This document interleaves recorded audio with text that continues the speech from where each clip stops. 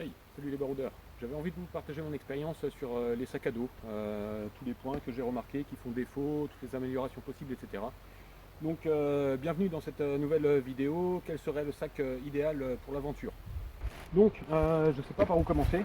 On va commencer par le système de portage. Tiens. Système de portage, là ce sac il est modifié, pas forcément d'une super façon, comme vous l'entendez.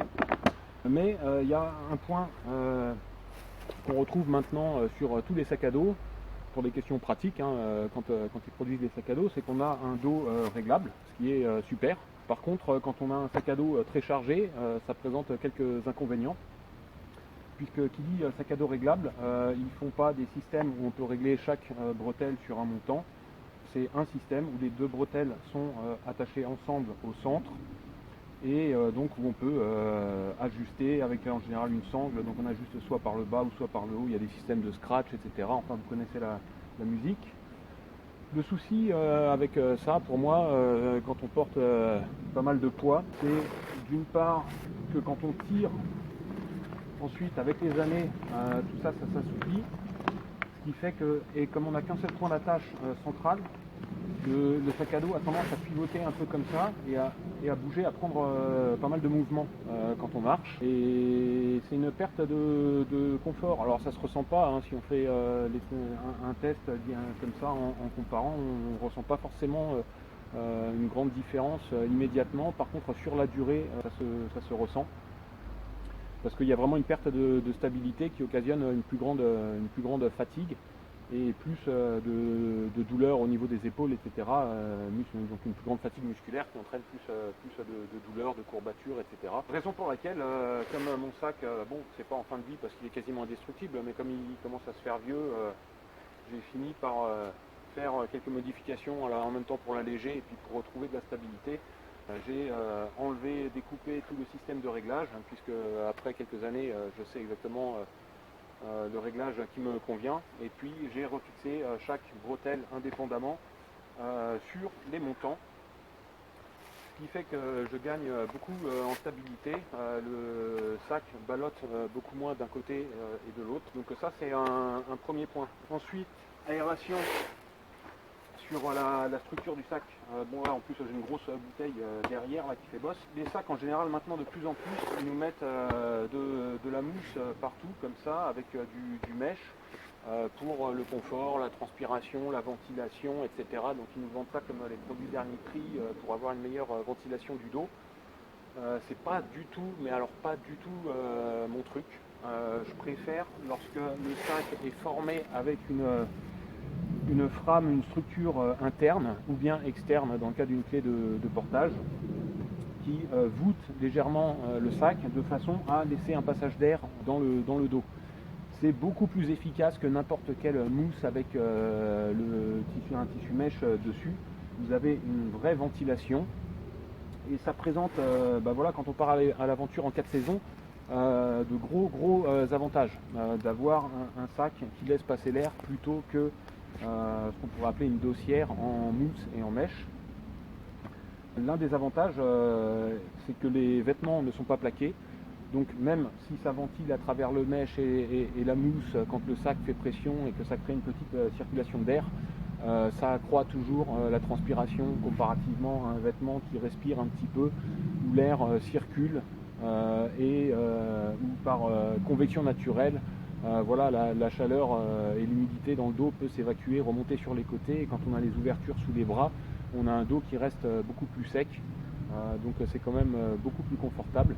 Ensuite, un autre aspect, ça concerne particulièrement les sacs qui ont maintenant les sacs, alors je ne sais plus l'appellation technique, c'est en arc ou arqué, où il y a un tissu mèche qui est tendu sur la frame interne, avec du coup un vide, un véritable vide derrière ce tissu mèche. Donc là pour le coup il y a une véritable circulation d'air, beaucoup plus importante qu'avec une dossière intégralement en mousse, avec du mèche dessus. Donc on pourrait se dire que oui, là ça va ventiler beaucoup mieux. ça présente un gros inconvénient et donc et c'est très en fait révélateur et ce qui est tout à fait normal de la pratique de la majorité des utilisateurs, des usagers, des randonneurs, pour dire tout simplement. C'est le problème. Le problème en fait c'est même qu'avec un duvet, c'est-à-dire que vos vêtements quand ils sont plaqués sur votre dos, à même la peau, vous perdez tout pouvoir isolant dans le dos. Ce qui veut dire que si vous randonnez en hiver, ce tissu, ce mèche qui est tendu plaque vos vêtements, vous suez toujours légèrement au niveau du dos et vous avez un joli courant d'air derrière qui vient vous refroidir les muscles. Donc ça c'est absolument catastrophique quand on fait de la sortie en mi-saison et puis qui fait bien froid ou de la sortie hivernale. C'est vraiment quelque chose qui se ressent quand on passe la main dans le dos par-dessous le t-shirt, on sent que le dos est vraiment refroidi. Donc ça c'est quelque chose à éviter aussi. Donc pour moi je suis idéalement, je ne le pratique pas encore, mais je suis toujours à la recherche d'une clé de portage.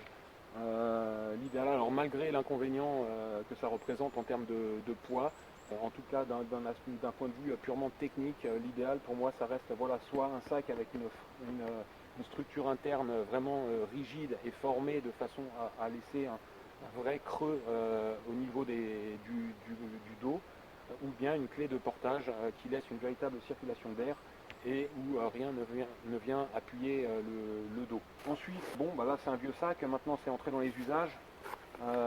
Sur la ceinture, les poches de ceinture, ça c'est indispensable. Ici celle-là est pas mal, je l'ai rajoutée et puis elle a une bonne capacité.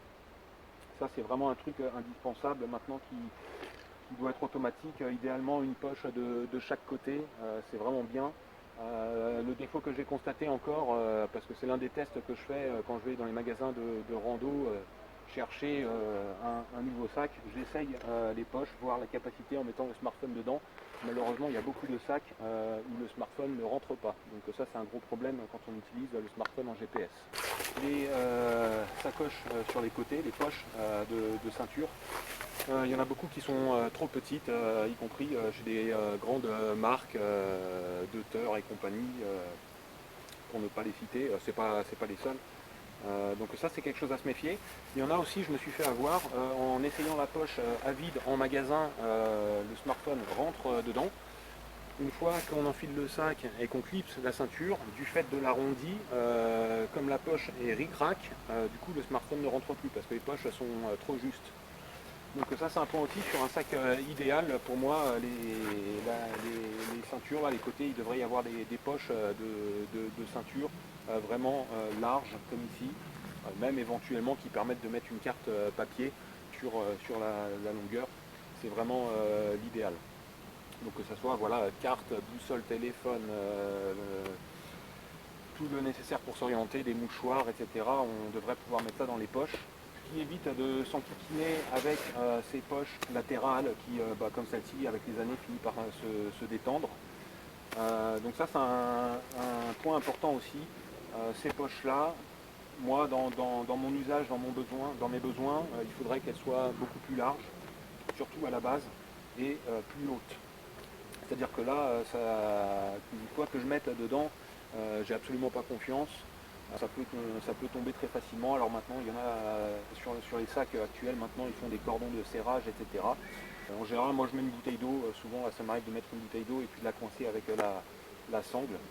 Mais voilà, sur un sac idéal, ces poches-là devraient être beaucoup plus profondes et beaucoup plus larges, avoir une vraie capacité pour être véritablement utile et opérationnel quand on marche. Un aspect que j'ai vu sur un sac Osprey qui était intéressant, mais après ça peut peut-être poser problème. Ces poches-là, donc il y avait un cordon sur le haut et un clip ici, on pouvait l'ouvrir latéralement, ce qui fait qu'en ayant le sac sur soi, on pouvait y accéder très facilement de cette façon. Donc ça c'est vraiment ingénieux, c'est bien pensé. Après voilà, ça implique de ne pas mettre des trucs de valeur dedans parce que c'était juste une pression, un bouton pression.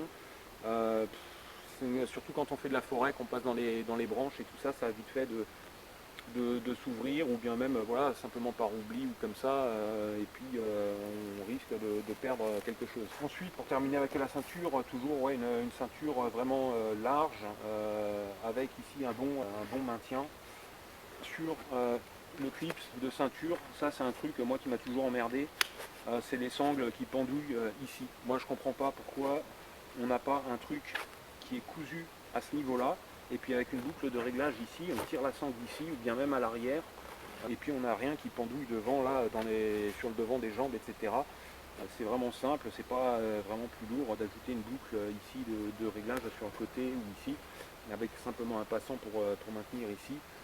Donc ça, pareil sur un sac idéal, voilà, si je devais m'en fabriquer un ou par miracle trouver le sac idéal, il n'y aurait pas de boucle ici, le réglage se ferait ici ou ici. Donc il y a certains sacs où ça se fait déjà, où on peut tirer ici. Il y a certains sacs même où on a des sangles, une en haut, une en bas, ce qui permet d'ajuster la balance sur les hanches. Je sais plus l'os, crétillac, je ne sais plus comment ça s'appelle ici. Enfin, du coup, voilà, on peut resserrer la ceinture un peu plus en haut qu'en bas, de façon à ce que ça porte bien sur le bassin.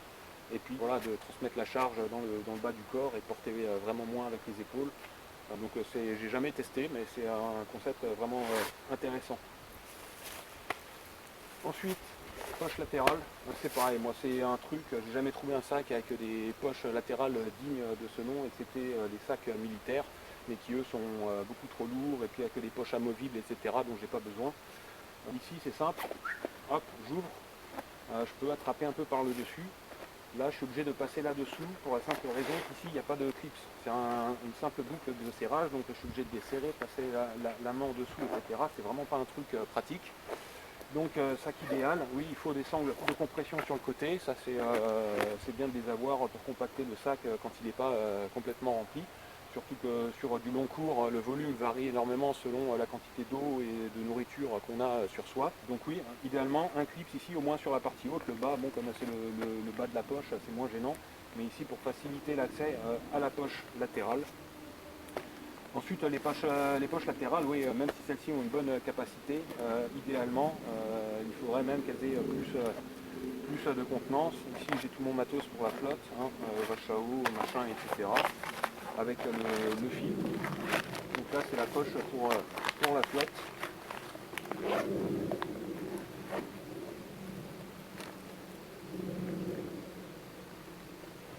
Donc ça c'est important, ouais, poche latérale avec une grosse contenance de façon à vraiment pouvoir ranger des choses qui sont nécessaires pour un accès rapide. Ensuite on passe au-dessus, alors là c'est un gros défaut de ce sac là, alors ça ne l'était pas au départ quand il était neuf et puis ça l'est devenu avec le temps, et ça énormément de sacs présentent le même défaut, c'est qu'à l'usure quand le tissu se distend, ici on n'a plus aucune étanchéité, c'est-à-dire que quand il pleut, l'eau s'écoule sur le tissu qui sert pour la cheminée, et puis ça fait un peu une poche, et puis ça finit par s'infiltrer dans le sac. Donc encore une fois sur le sac idéal, la paclette, soit il faut qu'elle soit fixée de telle manière qu'elle redescende véritablement dessus, qu'elle recouvre complètement, pour qu'il n'y ait pas d'écoulement possible sur l'intérieur. Ou bien, si on est certain de la capacité, si on achète un sac avec une capacité suffisante au départ, type 80 litres ou 70 litres selon l'usage. Bien entendu, je parle pour de l'aventure au long cours en autonomie, parce que sinon il n'y a pas besoin d'une telle capacité. Avoir une paclette qui soit directement d'un seul tenant avec le sac et pas de réglage à ce niveau-là. Quand bien même, je ne sais pas si c'est ça, un autre aspect, ou si au contraire ça peut être nécessaire d'avoir ce réglage, c'est de pouvoir le déclipser, ce qui se fait sur énormément de sacs maintenant, déclipser le dessus et l'utiliser comme un day pack, donc un sac à la journée, puisque typiquement en général c'est sur le dessus où on a tendance à ranger dans une petite boîte ou une petite pochette étanche nos documents, la monnaie, etc., les papiers. Donc c'est très pratique quand on a un sac de 70-80 litres et puis qu'on veut passer dans un supermarché, etc., qu'on laisse le sac à l'entrée ou qu'on le laisse planquer dehors selon la situation, de pouvoir décrocher ça, le prendre sur le dos, rentrer dans le magasin. Surtout quand ils vous demandent par exemple à l'accueil du magasin de le laisser à l'accueil par mesure de sécurité. Du coup vous pouvez décrocher ça rapidement, le prendre sur le dos, vous avez tous vos papiers dedans et puis vous n'avez pas besoin de passer 5 minutes à chercher dans votre sac, à vous organiser, etc., prendre vos valeurs, etc.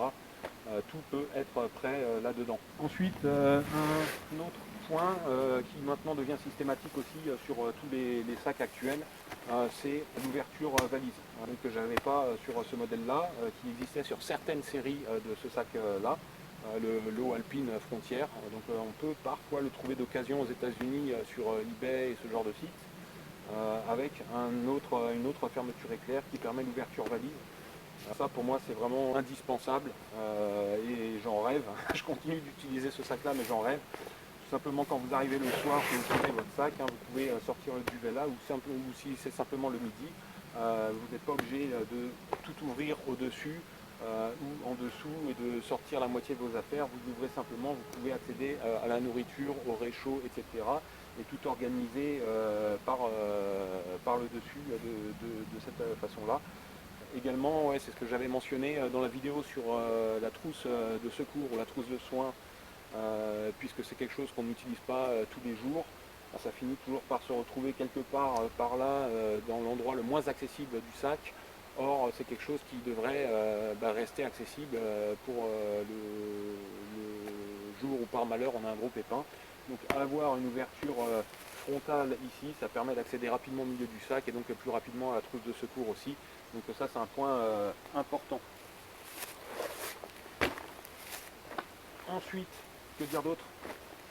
Les fermetures éclair, tant qu'on est dans les ouvertures frontales, donc l'ouverture en bas, ça peut être sympa aussi d'avoir selon les préférences, ou c'est pas déterminé. Quand on s'assoit, on se pose contre un arbre avec le sac, on a une pause. Si on veut accéder à quelque chose dans son sac, on est obligé de se relever et puis aller sur le devant ou bien tourner son sac. Parfois c'est voilà, quand c'est quotidien, sur la longue durée, ça devient vraiment confortable d'avoir soit une fermeture éclair le long ici, hop, on peut ouvrir là et puis attraper quelque chose à l'intérieur au milieu. Donc voilà les accès.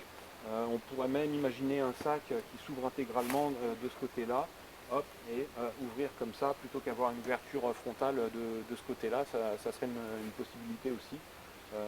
Voilà, enfin on peut imaginer tout un tas de choses. Et cette poche-là, c'est vraiment un truc que c'est bien, parce que quand on arrive, moi je me pose en bivouac, je mets ma bâche de sol, et puis je pose mon sac. Et le problème se présente avec cette poche-là. Donc là, si je l'ouvre, il y a tout qui se casse la figure. Typiquement, si j'ouvre mon sac ici pour commencer à sortir des affaires là, j'ai une poche là, mais je ne peux plus accéder à celle qui est sur le dessus. Et où il peut y avoir des choses utiles aussi pour le soir. Donc ça, c'est embêtant. Il faudrait améliorer ça, soit avoir un second zip à ce niveau-là, qui serait très intéressant parce que si on utilise le dessus du sac en day pack, voilà, un petit sac pour aller faire les courses ou quoi que ce soit, petit sac à dos, on peut réutiliser ces clips qu'on clipserait avec les sangles qui sont là, de façon à former des bretelles. Et ici on a quelque chose qui ressemble déjà au niveau de la forme à un sac à dos. On aurait un autre zip ici, et ben voilà, on peut charger par le dessus dans le sens là. Si les zips sont costauds, voilà, avec le peu de poids qu'il y a dedans, il n'y a aucune raison que ça se dézippe en bas et puis que tout se casse la figure, quoi. Donc ça c'est vraiment, voilà, si dans mes idées de sac à dos à faire soi-même, c'est quelque chose auquel je réfléchis. Et ensuite, voilà, au niveau des fixations extérieures, pour moi,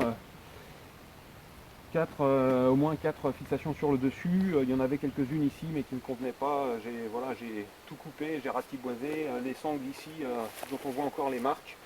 J'ai fait pas mal d'expériences de marcher sans les accrocher. Le zip d'en bas, même avec le sac sous pression, ça s'est jamais dézippé. Voilà, je sais pas, j'ai acheté il y a 14 ans ce sac-là, ça s'est jamais dézippé. Donc à un moment donné, ces sangles-là, moi j'attache rien à l'extérieur, donc j'ai rien à y mettre.